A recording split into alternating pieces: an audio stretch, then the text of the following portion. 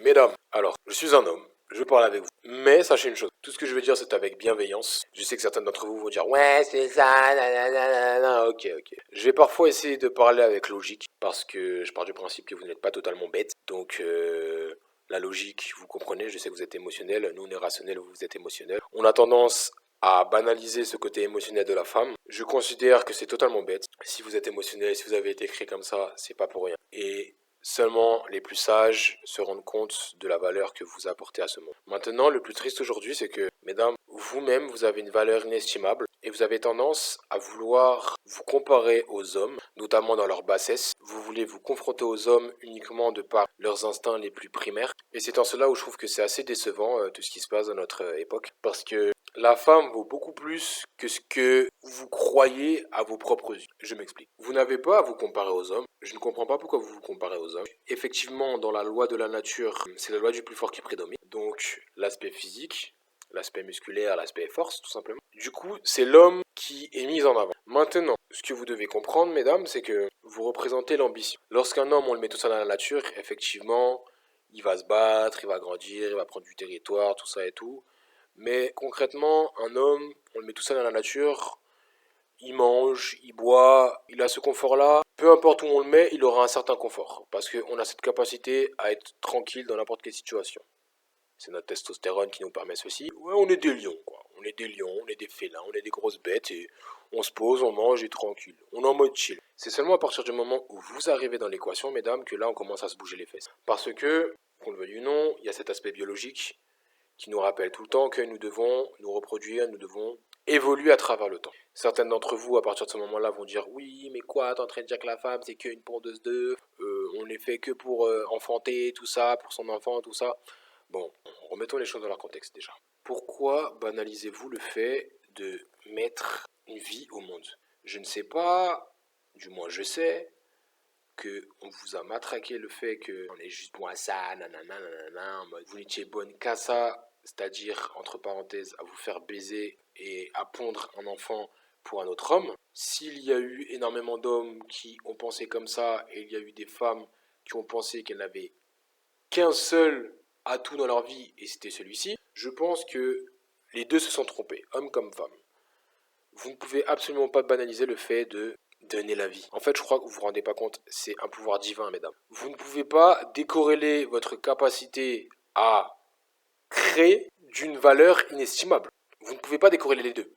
Créer est une valeur inestimable. C'est le pouvoir divin. Et vous avez cette capacité de mettre au monde une créature, en l'occurrence votre enfant, en l'occurrence la suite à travers l'histoire de l'humanité. C'est grâce à vous qu'on a pu perdurer dans le temps. Effectivement, c'est aussi grâce à l'homme. Mais ce que je veux dire, c'est qu'on est complémentaires. Nous ne sommes pas dans une confrontation, on est complémentaires. Hommes comme femmes, nous sommes complémentaires. Je sais qu'il y a énormément de femmes qui pensent comme moi, et je sais qu'il y a énormément de femmes, malheureusement, qui ont été un peu perturbées, et qui pensent comme, entre parenthèses, les pseudo-féministes ou je ne sais pas quoi. Il y a eu des abus des deux côtés, que ce soit des hommes, que ce soit des femmes. Maintenant, le plus grand souci selon moi du féminisme et des femmes d'aujourd'hui, c'est qu'elles banalisent leurs conditions de femmes. Elles veulent se comparer aux hommes. Ceci est totalement bête, débile, de vouloir comparer homme comme femme. C'est une ignominie selon moi. Vous devez absolument arrêter de penser comme ça. Pourquoi vous comparez aux hommes? Maintenant, je sais pourquoi vous comparez aux hommes. Parce que vous le vouliez ou non, vous nous mettez en compétition avec vous-même pour qu'on fasse mieux, pour qu'on vous apporte mieux à votre vie. Effectivement, aujourd'hui, on est dans une époque où il y a énormément de confort, donc vous avez tendance à croiser des garçons princesses qui sont assez répugnants sur les bords. Donc, vous vous comparez en mode je n'ai pas besoin de lui, puisque de base, en fait, le concept de la biologie, le concept de l'existence de l'humanité, c'est justement parce que l'homme s'est battu pour pouvoir offrir un confort tel à une femme pour ensuite construire une famille, pour la protéger tout simplement. Aujourd'hui, un homme n'est plus en capacité, avec ce qui s'ensuit, les règles de la société, tout ça, un homme n'est plus en capacité de protéger sa femme. Du coup, la femme part du principe que, bon, ben, j'ai pas besoin de lui. Le souci, c'est que tout a été fait pour cela. C'est-à-dire, on a fait en sorte de, entre parenthèses, déconstruire la famille, déconstruire le pouvoir de l'homme, déconstruire le pouvoir de la femme. Et aujourd'hui, ben, c'est les enfants qui en pâtissent et on attaque les enfants. Aujourd'hui, tout le monde se plaint, sauf que c'est normal. Effectivement, il y a peut-être eu des manquements de la part de certains hommes, mais c'est seulement arrivé parce que le confort a rendu les hommes un peu dodus et les a rendus très efféminés, donc très égoïstes. Ils se sont dit, ouais, je suis un homme, donc ferme ta gueule, femme. Sauf qu'ils n'ont pas compris que le concept d'homme, en fait, c'est d'apporter quelque chose sur la table, c'est d'apporter de la valeur.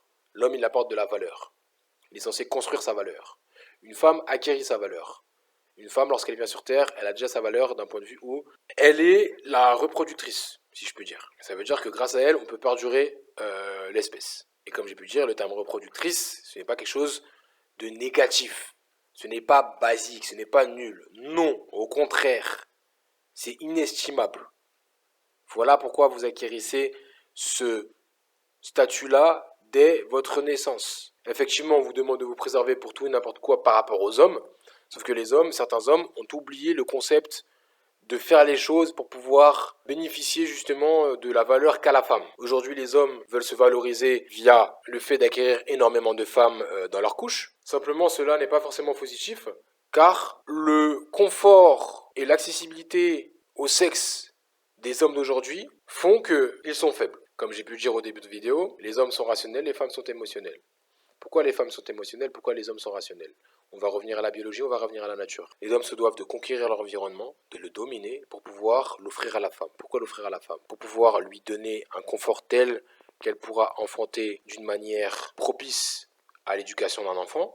Ensuite, l'homme se devra de protéger la femme et l'enfant parce que lorsque une femme est enceinte, c'est là où elle est le plus vulnérable. Et dans la nature, quelqu'un de vulnérable est une victime, est une proie et finit par se faire manger. Donc l'homme, c'est la protection, c'est un tout. La femme et l'homme sont complémentaires, c'est le yin et le yang, tout n'est qu'équilibre. Cela signifie, mesdames, que votre aspect émotionnel, pourquoi existe-t-il? Il existe parce que, au fur et à mesure, on a créé des sociétés, les hommes ont créé des sociétés, et que des hommes entre eux, ces confrontations, c'est la guerre. Nous avons la testo, c'est l'évolution. Ça veut dire on est là pour être le meilleur. Sauf que être juste le meilleur entre hommes, à un moment donné, il y aura de la jalousie, il y aura ci, il y aura ça. Donc c'est pour ça que les hommes se doivent d'être inspirants, ils se doivent d'avoir cette sagesse-là. Effectivement, la sagesse d'un homme arrivera uniquement lorsque une femme arrivera également. Parce que il doit avoir la vision d'une famille, d'un cocon, d'un peuple. Qu'est-ce qui assure la paix dans un cocon, dans une famille, dans un peuple, dans un foyer? C'est la partie émotionnelle de la femme. Et il ne faut absolument pas banaliser tout ceci. La femme a cette capacité de paix. La femme, c'est la paix, c'est la joie, c'est l'ambition. Parce que oui, si l'homme est ambitieux, c'est uniquement grâce à la femme. La femme a ce côté insatisfait, éternellement insatisfait, ce côté chaotique qui permet justement de tout vouloir, tout. Qui dit chaos dit tout et rien en même temps. La femme veut tout et rien en même temps. Et l'homme se doit d'utiliser cette énergie du tout et de rien, c'est-à-dire cette énergie chaotique de la femme, pour pouvoir augmenter son ambition, pour pouvoir lui apporter encore plus. Maintenant, il ne faut absolument pas banaliser tout ceci, mesdames. Votre capacité à apporter la paix dans un cocon, dans un foyer, dans une société, est inestimable. S'il n'y avait eu que des hommes sur cette planète, ça aurait été la guerre, la guerre, la guerre. S'il n'y avait eu que des femmes sur cette planète, cela aurait été également la guerre, la guerre, la guerre, mais d'une toute autre manière. Pour quelle raison? Femmes et hommes sont venus ensemble. Une femme s'adapte à son environnement. C'est-à-dire que la femme, c'est le réceptacle du monde. En l'occurrence, la femme est également le réceptacle de l'homme. Si on ne mettait que des femmes dans la nature, elles auraient dû s'en sortir, elles auraient dû s'y habituer. Maintenant, comme j'ai pu dire, dans la nature, une femme, ça ne tient pas longtemps parce qu'elle n'a pas cette capacité physique. L'aspect physique, l'aspect testostérone fait la différence. C'est en ça où le concept d'une femme dans la nature toute seule, c'est compliqué parce qu'elle est venue avec un homme. Et un homme dans la nature tout seul, c'est bien, mais c'est triste et il finit par se faire défoncer, si je peux dire. Parce qu'il n'a pas réellement d'ambition. Il ne pourra pas perdurer dans le temps parce que pourquoi va-t-il se battre? Donc une femme assure l'avenir. Et un homme se doit de protéger cet avenir. Une femme, c'est l'ambition. Vous voulez toujours plus, mesdames. Vous êtes hypergames. Et c'est pour ça qu'on vous aime.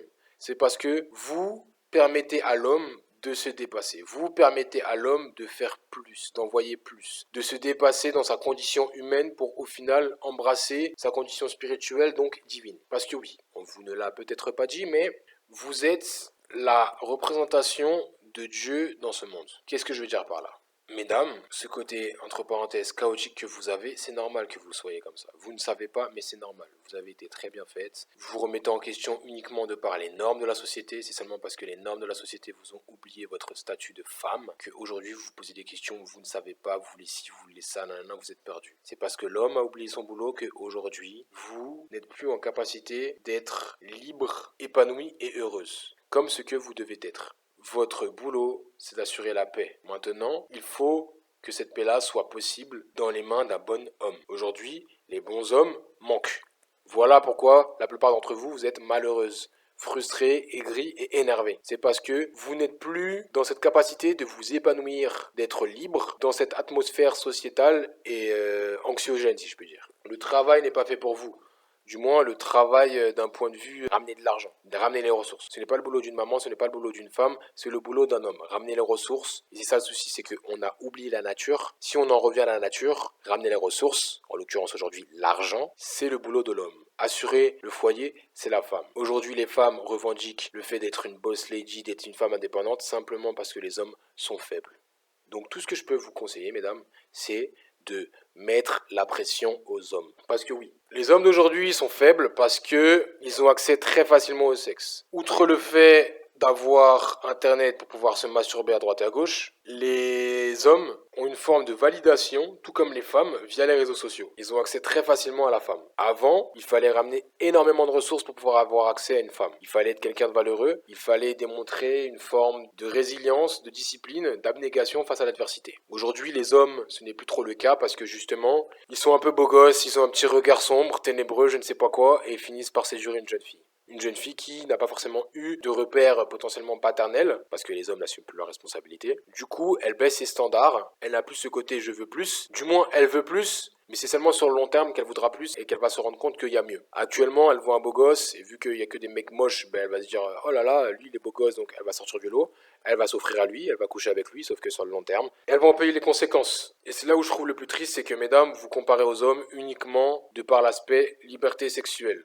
L'homme n'est pas libre. Vous qui pensez que l'homme est libre sexuellement parlant, ce n'est pas le cas. Au contraire, il est esclave de sa verge. Il est esclave de ses pulsions sexuelles. Vous comparez à eux est pitoyable. Vous ne devriez absolument pas vous abaisser à ce niveau-là. Vous devez augmenter le niveau, mesdames. Vraiment. Je sais que c'est aux hommes de le faire, d'augmenter les standards, mais c'est vous l'énergie chaotique de ce monde qui permet justement de créer cette ambition chez l'homme. Vous devez absolument être chaotique pour pouvoir apporter plus à l'homme. Augmenter le niveau. Parce que sachez une chose, énergie masculine, énergie féminine. Un homme a une énergie masculine et une énergie féminine. Une femme a une énergie masculine et une énergie féminine. Cette énergie féminine est cette énergie sauvage.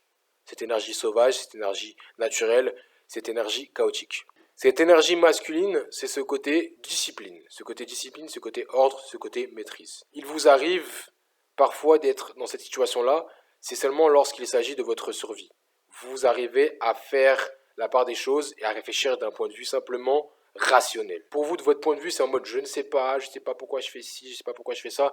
Rationnellement parlant, ça s'explique. La rationalité passe par la survie. Ça veut dire que lorsque vous prenez des décisions qui peuvent paraître drastiques pour nous autres hommes, avec du recul, cela nous paraît logique. Parce que d'un point de vue survie, d'un point de vue rationnel, tout ce que vous venez de faire, c'est logique. D'un point de vue sentimental, concernant la femme, ça paraît assez bizarre. Parce que nous avons l'honneur, la discipline, tout ça qui est pris en compte. L'honneur, la dignité, la loyauté, tout ça. Sauf que vous arrivez à mettre tout ceci de côté pour votre simple survie. Et c'est en ça où votre énergie masculine se manifeste. Maintenant, vous ne pourrez être totalement libre de votre énergie féminine uniquement lorsque un homme apportera une énergie masculine nécessaire. Ça veut dire que vous pourrez vous abandonner à lui et vous pourrez être chaotique comme vous le voudrez et c'est lui qui prendra le pas sur l'énergie masculine que vous avez. Maintenant, l'homme est censé être masculin dans le sens il est censé apporter une forme de discipline dans sa vie. Le truc c'est que la plupart des hommes sont devenus féminins. Pour quelle raison? Leur aspect sexuel. Ils se battent tous les jours pour avoir accès aux femmes, pour avoir accès au sexe. Ils n'arrivent pas à maîtriser leur verge, ils n'arrivent pas à maîtriser leur zizi. Ils sont absolument dans l'énergie féminine. Parce que oui, ils sont chaotiques dans leur sexualité, parce que justement, ils n'arrivent pas à la maîtriser. On en revient au chaos, énergie féminine, le chaos, l'homme, l'aspect sexuel, sa verge, son zizi, l'aspect chaotique, donc l'aspect féminin. Maintenant, il est censé contenir cette énergie-là. C'est-à-dire, il est censé faire preuve de maîtrise. L'énergie masculine est dans son cerveau. L'énergie féminine est dans sa verge. Et c'est également le cas pour vous, mesdames. Votre énergie féminine vous rappelle à quel point vous aimez le sexe. Uniquement lorsque vous rencontrez quelqu'un qui est masculin. En l'occurrence, pour les hommes, ils sont énormément féminins, ils veulent que baiser et ils se sentent masculins uniquement lorsqu'ils connectent avec l'aspect féminin, c'est-à-dire vous, mesdames. Sauf que non, en fait. Ils sont totalement féminins. Ils sont féminins parce qu'ils n'ont aucune maîtrise. La masculinité passe par la maîtrise. Ce que je veux dire par là, c'est que, mesdames, vous devez absolument mettre la pression aux hommes pour qu'ils soient masculins, pour qu'ils soient disciplinés, pour qu'ils aient une maîtrise sur leur propre vie, pour qu'ils augmentent leurs standards. Parce qu'aujourd'hui, le fait que les hommes soient féminins, c'est un problème. Les violeurs sont des hommes féminins. Les violences de base, ce sont des violences féminines faites par les hommes, car ils n'ont aucune maîtrise sur leur propre vie. Donc il ne faut absolument pas que les hommes deviennent de plus en plus féminins. Et même si vous prétendez, oui, non, non, non, égaux, non, on n'est pas égaux. On n'est pas égaux. On est complémentaires, on n'est pas égaux. Émotionnel et rationalité ensemble pour le bien commun. Aujourd'hui, on va comparer l'aspect physique d'un homme avec l'aspect physique d'une femme et l'aspect émotionnel d'un homme avec l'aspect émotionnel d'une femme.